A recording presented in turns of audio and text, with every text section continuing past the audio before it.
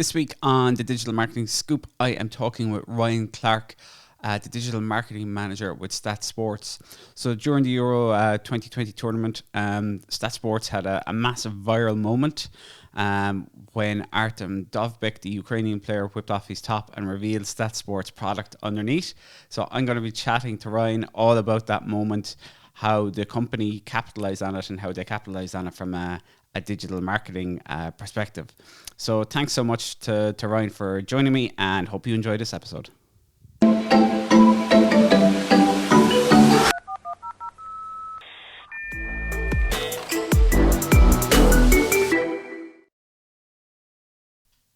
Ryan, welcome to the podcast.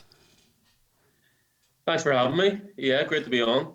Cheers, man. Yeah, you're the digital marketing manager at STATSports, who had a very viral moment during the Euro Championships. I am, yeah. That viral moment is one of the easier to come by in terms of like getting your brand out there. Usually, it's much harder work than that. And a lot of stuff goes behind the scenes, but yeah, I think we reacted similarly to a lot of the Ukraine fans when that moment happened, when that goal went in. So yeah, that was a great moment for us. So if we'll probably jump into that in a while, but I suppose before we dive into that, because it's a great story, I suppose if you would just tell us a bit about yourself, a bit about STATSports and what you do there. Yeah, so as you mentioned, I manage the digital marketing and e-commerce element of STATSports. So essentially, I manage every sort of digital interaction that a customer has with our site in the pre and post transaction. So we're probably well known for a B2B, but in the last 2 years, moving to that B2C consumer space too. From a STATSports perspective, we're probably well known for being an on-field sort of performance management system, software and hardware for some of the biggest teams in the world. So that's your Man United's, Liverpool's, England, and then over in the US, you've got Miami Dolphins, New York Jets, Yankees, India cricket, basically every sport across the world. We've got sort of our hand in there in some point, sort of behind the scenes. So we've got over 500 professional teams, and we're probably well known locally, especially for being that little bump on Johnny Sexton's back, or the sports bra that people like to mention too, that you see when like the Premier League teams are training. So visually, that's where we're kind of seen. But I guess more recently, in the last 2 years, we launched our consumer product, which is bringing the same sort of core technology that all these elite teams are using and bringing it into the hands of the amateur player or the up and coming player. Really, the majority of the users for that would be under 25. So these are guys trying to make it to the pros, and to get there, they're trying to use the same technology as those guys are using. So a lot of my energy goes into that element of it, and being able to provide that via our e-commerce platform. So that's a bit of a summary, I think. Brilliant. So in terms, we'll say of your, you mentioned kind of the direct-to-consumer side, who's kind of only kicked off so kind of in the last 2 years or so. What kind of strategy did you put behind that? So I have to admit, I guess the original strategy, because STATSports, when it started, I think the first 3 B2B clients were Arsenal, Man United, and Leinster Rugby. So once you kind of get kicked off with those 3, organically the company grows quite quickly across the world. And I think immediately, like, the company maybe thought that we go into the B2B space, we'll create a Shopify store, and it'll just kick on exactly in the same way. In reality, D2C doesn't work that way. You have to put the work in, you have to build the campaigns. And since then we've been building the team. We've got a good strong team now for consumer and focusing on the consumer. So I guess strategy wise, like the Euros campaign that we just ran, we had TV ads going out in terms of the highlight packages on Sky Sports News, ITV. We had a lot of PR pieces, so we got Harry Kane and New York Times.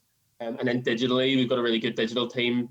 So we're doing ads across like the Facebook, Instagram, YouTube, and Google ads. We focus on having quite a diverse amount of messaging. So we go for like around 33 unique messages across different campaigns, because we know how engaged the sport market is, but we need to deliver sort of the right moment, right message immediately to that consumer that fits for them. And we're really trying to target those players as well, rather than fans. So yeah, we kind of go. So our CMO, Ian Forrester, is a big fan of the marketing mix. He likes a good spread across. I'm from a performance marketing background. I'm biased towards performance marketing. I think it's the best channel. But as an approach for STATSports, we go right across, and we kind of want to exist exactly every single touch point where the customer kind of lives and breathes. So that's kind of our strategy going into big campaigns like that. Brilliant altogether. So I suppose leading up to what we'll call that viral moment with the Ukraine, had you seen a bump in traffic anyway and in engagement just because the Euros were on? Yeah, so we launched our Euros campaign just before the tournament started. We have our 3 investors and ambassadors in the form of Harry Kane, Raheem Sterling, and Harry Maguire, which again is a great start to any campaign when you've got those 3 guys going into a big tournament. So yeah, we launched our TV. We had TV, a lot of digital ads out there, and we were building up kind of through the tournament. Now the thing with that makes it interesting about sport and campaigns focus on sport is that we were kind of always ready for the eventuality or the case that England may underperform and go out early. So when they go out early, obviously the level of ads that we're running with our England campaign assets, we kind of have to switch the narrative in that, depending on how they go. It was lucky for us that they performed really, really well, got to the final, unfortunately lost in penalties, but performance-wise, excellent. So we were able to delay maybe a changeover at some point to our new campaign, which was great. But we saw a big bump in traffic in the lead up to it.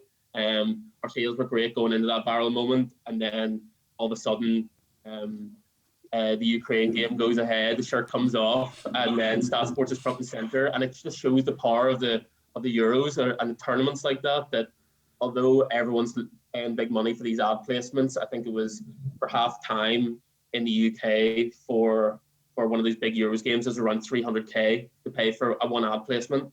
So that's how much money that these guys are paying for a whole UK wide campaign. And then we've got plonked ourselves in one of the biggest moments, just completely for free. So yeah, I guess our site kind of boomed over that period.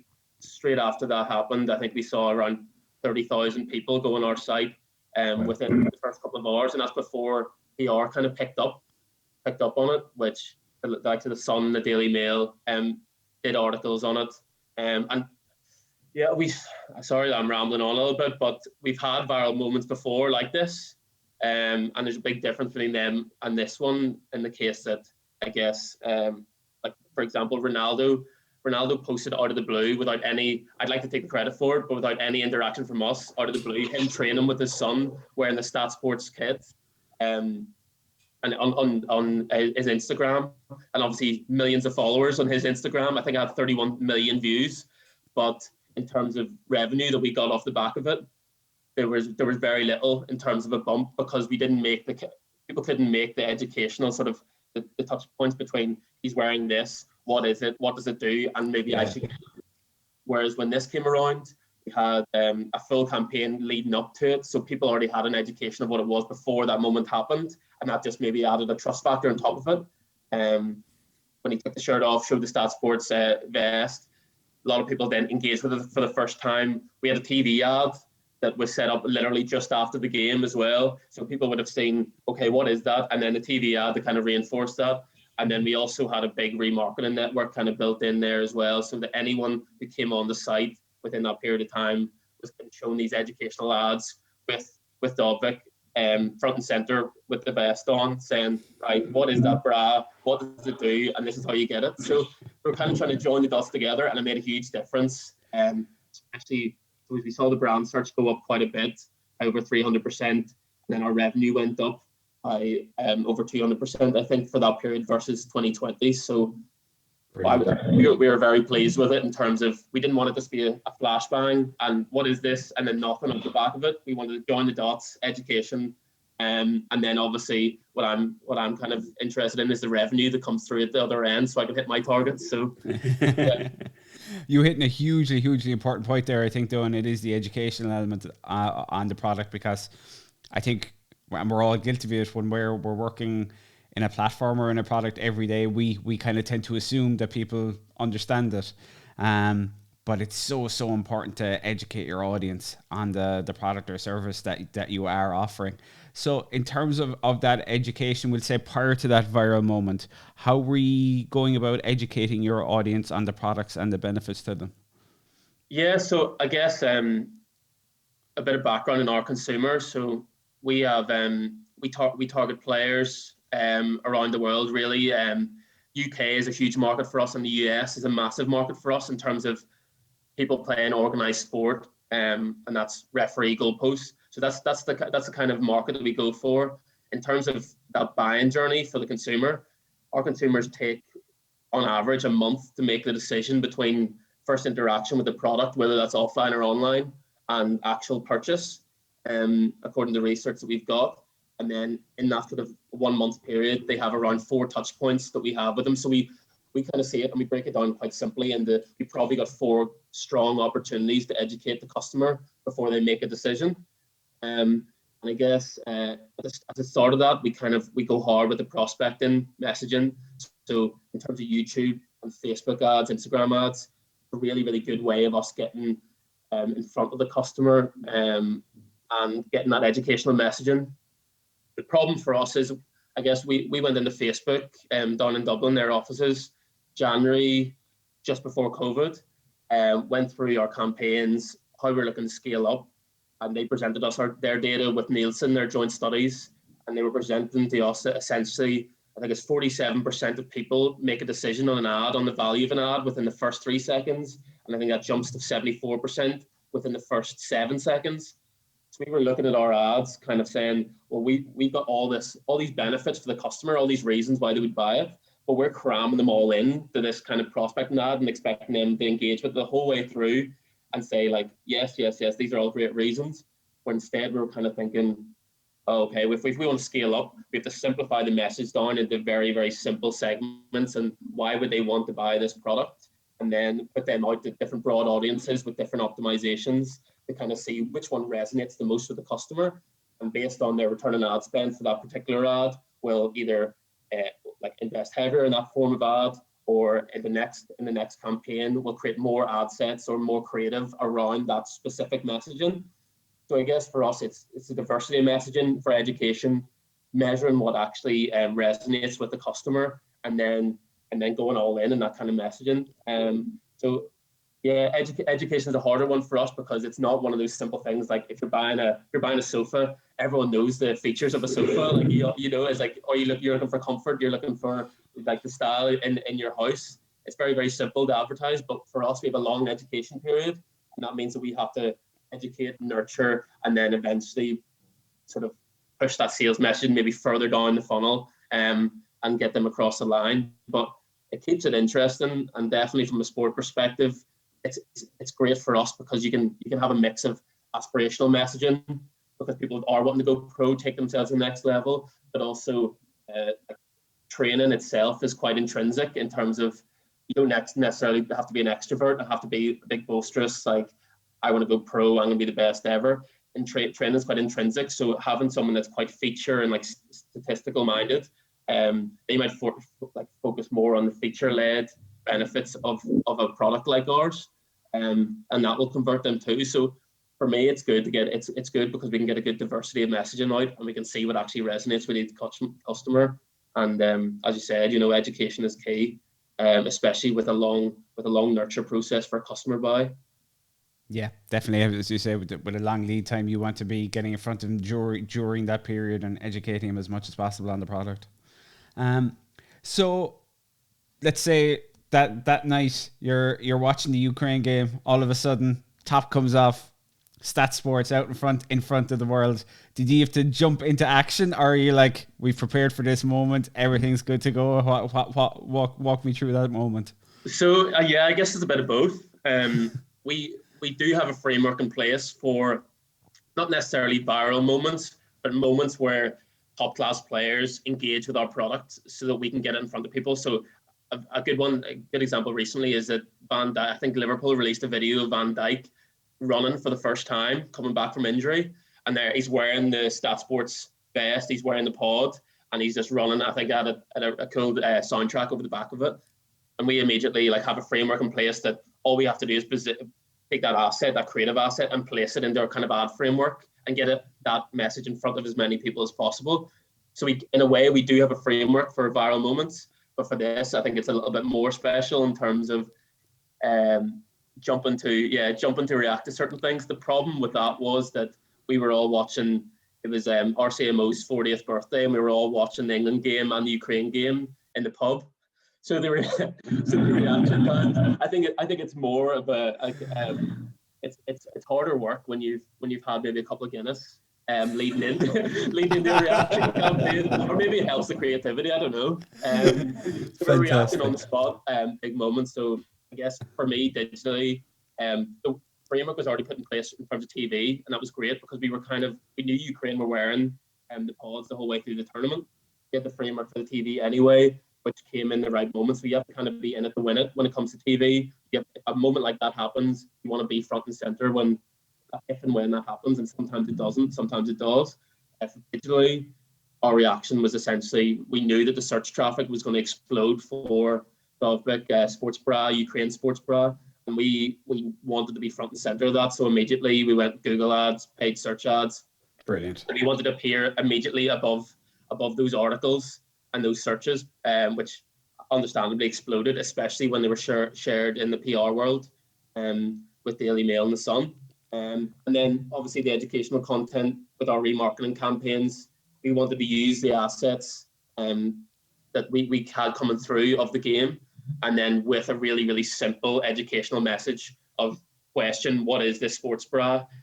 What does it actually does? And then how do I actually buy it? Is it only for the question is it only for the pros, or is it for me? And that's what we're trying to answer in that educational bit. And because we had those frameworks and maybe mistakes that we made in the past, the Cristiano Ronaldo kind of stuff, we knew that we had a framework in place ready for an eventuality that something like this could happen, then we'd be able to react to it and see the benefits from a revenue perspective at the end. So I think that's brilliant advice for people as well, though, man, because a lot of people think, I just need to get my product or my service. If I get whoever using it or whatever, that'll be enough. That will get me sales. But as you say, you need that framework in place. What's going to happen after they do that, the educational element, the plan to capitalize on that exposure. So the fact that you were good to go and had that in place, is fantastic. Yeah, I think especially in marketing, I think every marketeer has probably been told by the owner of the company, let's get a viral moment, create a viral video, viral moment. And, very few of us actually get it. But when you do, I guess you don't want to be one of those marketers that's obsessed with reach, clicks, and just let it be a flash in the pan, because I guess you can have a moment, and the way that the media works these days, like you'll have a moment and then within 24 hours or 48-hour cycle, that moment's gone.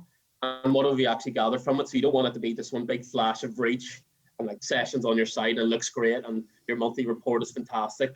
And then all of a sudden there's no build on the brand afterwards. And that's where the framework, I guess, comes in. Where you want to, if you're preparing for a viral moment or you're going on something that could potentially be a viral moment, and having the framework to actually follow on with the buying journey after that and actually educate customers and bring them to the next stage, because I guess it goes like a whirlwind in the first 24 hours and then all of a sudden it's all gone and someone else has done something. So it's taking advantage, yeah, for sure. Fantastic. Jeez, that's brilliant, Ryan. Fair play to you. It is a great success story as well. If people would like to find out more, maybe a bit more about yourself or about STATSports, where should they head to? Yeah, so STATSports.com has got all our education pieces in terms of our B2B, elite space, team stuff, team products, as well as our B2C, our consumer products for individual athletes. We've got really, really good teams of sports scientists. If you're a team looking at kind of STATSports, we've got really good teams of sports scientists, best in the country, that will take you through that education and those demo processes to see what's the right fit, because we do have tiered products all the way from what Man United are using in terms like stadium technology, that like all the way through their academies, right down to we've got like local GA clubs, local rugby clubs that are using like a coach series product, for example, which is made with a coach that's maybe engaging with GPS for the first time, so it's tiered in a certain way. And then the consumer product, I guess I like the consumer product for me, I think would have been perfect when I was coming through. Kind of, I play rugby at the minute, very socially, but coming through like age group sections, and taking advantage of, right, this is what the level you have to play at consistently. This is when you overtrain, this is when you undertrain. That's STATSports.com is a great source for all that information. We've got a lot of educational content on there too. And then about me, I guess, just on LinkedIn, Ryan Clarke on LinkedIn. I don't know if I post anything particularly interesting. A few screenshots now and then, and then a few nerdy bits about digital marketing and e-commerce if you're interested in that. But yeah, brilliant. That's really about me, LinkedIn. Yeah, that's probably the best place. Fantastic. Brilliant, man. Thanks so much for joining us today and sharing that story. No worries. Thanks for having me. It was great. Great talking. Brilliant altogether. Thanks so much, Ryan. Cheers. Bye-bye.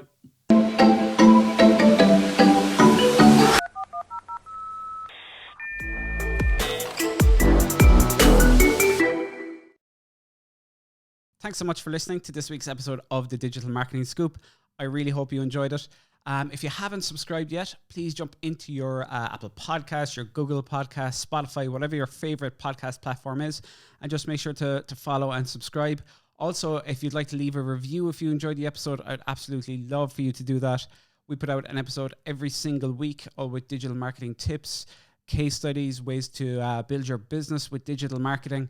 Also, if you are interested in bringing your own business online or looking at scaling your business, we'd love to chat with you here at CLIQ. You can visit us online at cliq.ie.